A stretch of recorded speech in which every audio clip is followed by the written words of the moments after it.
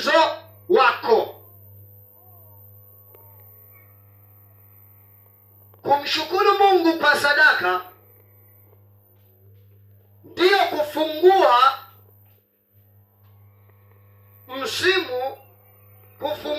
msimu mpya wa mwanzo wako, au kufungua mlango wako wa maisha, mlango wako wa maisha ya mwaka, mlango wako wa maisha ya mwezi, mlango wako wa maisha ya siku. Unafungua huo mlango kwa sadaka. Kumshukuru Mungu kwa sadaka, kumshukuru Mungu kwa sadaka ili kufungua msimu mpya wa mwanzo wako. Wale wanaoenda kwa waganga wa kienyeji, wale waliopewa maagano na ufalme wa giza,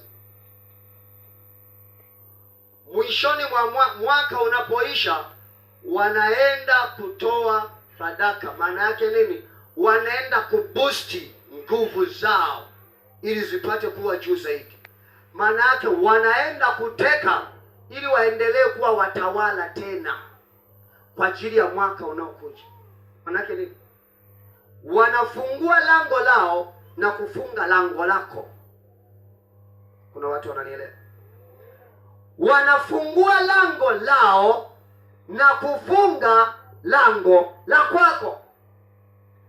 Anafungua lango lake na kufunga lango lako. Hiki ndicho tulichokifanya hapa. Tunapoomba kutamalaki tunateka, maana yake tunafungua lango letu, tunafunga lango la adui, si ndio? Sasa maana yake yeye akienda anafungua lango lake, anafunga lango lako wewe.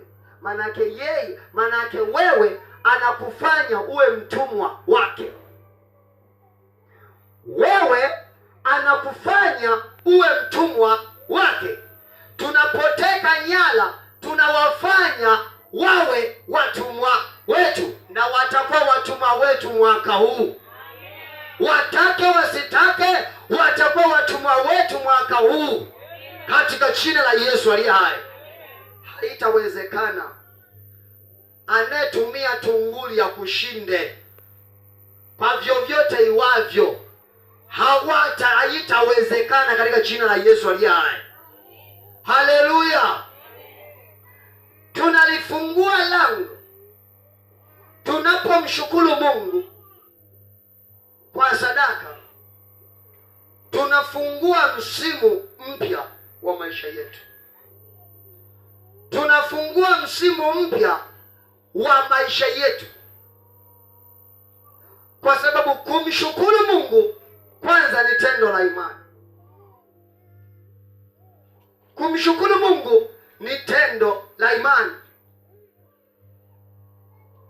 Kumshukuru Mungu ni jambo la kiufahamu. Hivi nikikaa, kuna mtu hata nihukumu? Hivi unajua mimi nimesimama toka saa 2:30 mpaka saa 11 asubuhi sijakaa. Bwana Yesu asifiwe. Kumshukuru Mungu ni jambo la kiufahamu.